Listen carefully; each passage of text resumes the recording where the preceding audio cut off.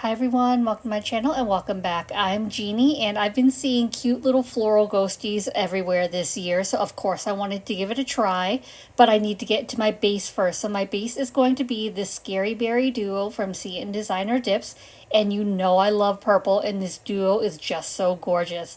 So one of them is a thermal, the other is a navy, maybe indigo blue type shimmer, but paired together they are just so beautiful. So let's get straight into dipping. I will be using my Sea and Designer Dips dip liquids for my application, and I'm starting with the dip base. This is the glue, which is going to help my dip powder adhere to my nail. And so I'm starting with the color Scary Berry first. So this is the thermal of the duo. So it goes from like a purple to like a darker indigo blue. It has iridescent flakies and it is just so gorgeous. And I'm just pouring over into my Chaos Gemerld just because the jars are so full and I would have made a mess trying to dip into the jar. And you can sort of see the thermal here working because it was warmer in my room. It's still fairly hot outside. So the way the thermal works is it changes based on temperature. So at my nail bed area is where it's warmer because it's against like my body, the body temperature. So that's where you see the purple. And then at my free edge where it extends past my nail bed, that's where it's cold and it turns into that darker indigo blue type color. So with the dip base, I like to apply a thin, even layer of dip base. So I remove most of the liquid from my brush. I don't want to overload my brush with dip liquid. And once I've got that evenly coated on my nail, I'm going to go ahead and pour over my dip powder. Or you can dip in, whichever is easier, but I just find it easier to pour over with the fuller jars. I tap off the excess powder and then I'm going to go ahead and clean up my cuticle area using my precision tool because I want to make sure I don't have any excess product on my skin, so that ensures that I don't get lifting. Once my first layer is completely dry, I'm going to go ahead and dust off the excess powder before going in with my second layer. So for my second layer, I decided I wanted to dip into the powder. So to make it easier, I just poured the rest of my jar of Scary Berry into my Chaos Gemerld because I thought it'd be easier to dip into the Gemerld rather than into the jar. So I went ahead and shook that a little bit just to bring more of those flakies to the surface. And now for layer 2, I'm doing the same thing as the first layer. I'm applying a thin, even layer of dip base to my entire nail. If I missed any spots with my first layer, I want to make sure that I'm getting it with my second layer because I only want to do 2 layers. And then once I've got the dip base fully down, I'm going to go ahead and dip into the powder. If it looks a little wet because there is excess dip base, I can go ahead and dip again just to make sure everything is fully absorbed. And I want to make sure that I'm cleaning up my cuticle area as well to remove any excess product because I don't want to cause any lifting with this mani. Dip base is an air dry product, so you have to move a little bit quicker, and with the Sea and Designer Dips dip base, it is a bit of a quicker dry time compared to other liquids that I've used, but I've left this real time and you can see I have plenty of time to apply my dip base and dip into the powder without it drying on me. It is my preferred application method, and I know some people prefer gel method where you're using gel base instead of dip base. And with the gel method, in between each layer, because it's gel, you need to make sure that you're curing it in a UV or LED lamp in between each layer to set it. Whereas for the dip liquids, you're using the activator, which I'll get to after I'm done with all my dips, to help cure the dip powder. When I activate my nails or cure them during the dip process depends on the type of powders I'm using and if I'm switching different types. So for instance, if I'm going from a solid to a glitter, I will activate my solids before I move on to the glitter to reduce the risk of contamination. But for this mani, because Scary Berries is that flaky, and then now I've moved on to Blueberry, which is a heavy shimmer, I don't really have to worry about contamination. So I'm going to go ahead and activate once I'm done with all my nails rather than doing it in between the colors. So this is Blueberry and it is so pretty, and the same thing, because it's so full, I'm going to go ahead and pour over for my first layer, and then for my second layer I'll just dip into my Chaos Gemerld. So as you can see, because it's a heavy shimmer, it is a bit of a like heavier, thicker powder, but it's not difficult to use at all. It's just more so if it's harder to pour out because it's a bit denser. But that heavy shimmer, it is so worth it. And if you can see like the sheen on my skin, I almost think this could be chromable, just because usually with shimmers, when you see like that sheen in the shimmer, like you can see it like in the lid of the jar, that's generally how you can tell if a shimmer can be chromed. I think it's been a minute since I've actually chromed my dip powder, and the last time I did it might have also been a CN Designer Dips shimmer, because I find that a lot of their shimmers are chromable. I don't know, it might be time to do another one. Let me know down below in the comments if you want to see chroming using a shimmer dip powder. When I see this duo, all I can think about is the cereal, and hopefully you know what I'm talking about, or maybe I'm just dating myself. I do think they still re-release the cereals every Halloween every year, but I just don't know how popular they are anymore as much as like when I was growing up. But if you don't know what I'm talking about, there's cereals that are released around Halloween time, and there's Count Chocula, there's Blueberry, which obviously one of these colors is blueberry. There's Frankenberry. I think there might be another one. And I think I saw recently that there are other characters as well, although I can't remember the names of them because they're not what I grew up with. I did try those cereals like maybe a year or two ago just to be like a little nostalgic, but they weren't as good as I remember. And I don't know if they're just not as good anymore or if it's just a matter of my taste buds changing. But let me know down below in the comments if you know what I'm talking about. If you don't know what I'm talking about, look them up or go look for them next time you're in the grocery store because they have the cutest box art. I probably wouldn't recommend eating them because I didn't really enjoy them the last time I had them, but they are just so cute.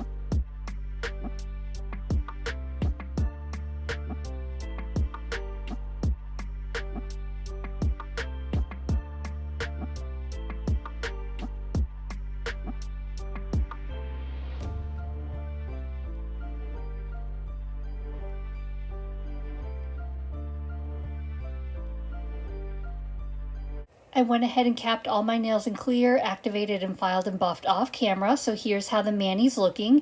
I just did like some filing to clean up the shape, a little light buff on top, and that's all it really needed. So now we're going to get into the nail art using the CN Designer Dips Gel Art Liners. So I'm going to use these two sets because I'm going to mix up the colors a little bit. So I've been seeing a lot lately the Floral Ghosties, which I think are so adorable. So I finally wanted to do a little bit of that this year because they've just been really catching my eye. So the first thing I'm going to use is the white gel liner. So I think this is L1. So I'm just applying a little bit of that to my resin palette just to make it easier to pick up. And of course my ghosties are going to be white, so I need a little more of that white, although I probably used a little too much. I've seen several different ways you can draw the ghosties, but I want to show you the way that I found easiest for me. So I started with a dotting tool, picked up some of that gel liner, and then I'm finding the center of my nail, and then I'm going to place a dot at the top where I want the very top of the ghost to be. And that's going to be like my centering point. And then from that center dot, I'm drawing outwards like a downwards facing C, and that's going to be like the top of my ghost, and I'm going to start feeling downwards towards my free edge.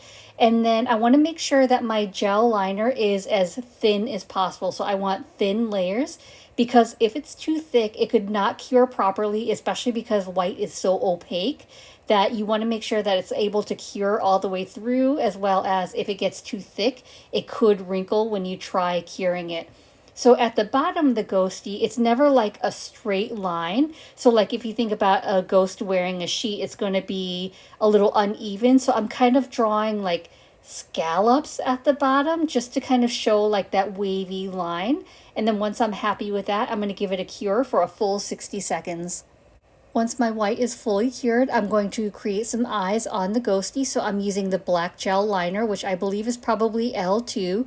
And I'm going to use my dotting tool again. So in between, while I was curing, I went ahead and wiped that dotting tool off on the paper towel to remove any of that white. So I'm just picking up some of that black and just creating two eyes on the ghosty. Now, I could flash cure it for about 10 to 15 seconds if I'm worried about smearing it. I guess I was feeling brave, so I didn't flash cure it. So now I'm going to take some of the other colors and start drawing some flowers. So these are going to be like random colors that I'm going to pick up, but I find it easier to use my palette. But I do like to use gel liners instead of like regular gel polishes, because generally the liners are a bit thicker and easier to use for nail art. So I'm just going to pick up some of those colors, and then I will create some easy flowers around the ghost.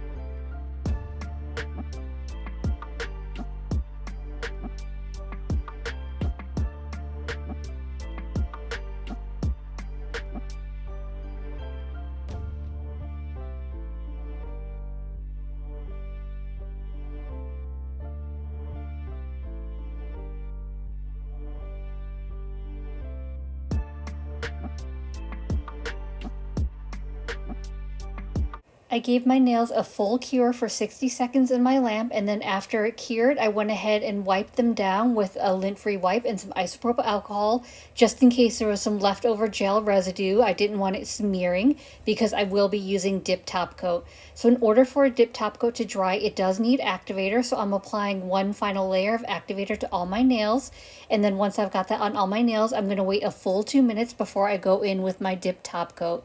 For my first layer of top coat, I'm going to apply it in 2 to 3 swipes on each nail. I want to be fairly quick about it. In between each nail, I want to make sure that I'm wiping my brush on something lint-free, so I do have a paper towel down where I'm wiping my brush before I return it to the bottle. Once I'm done with my 5th nail, I'm ready to go in with my second layer of dip top coat. For my second layer, I can take my time. I can take a couple extra strokes. I want to make sure that my entire nail is covered and that I'm also capping my free edge.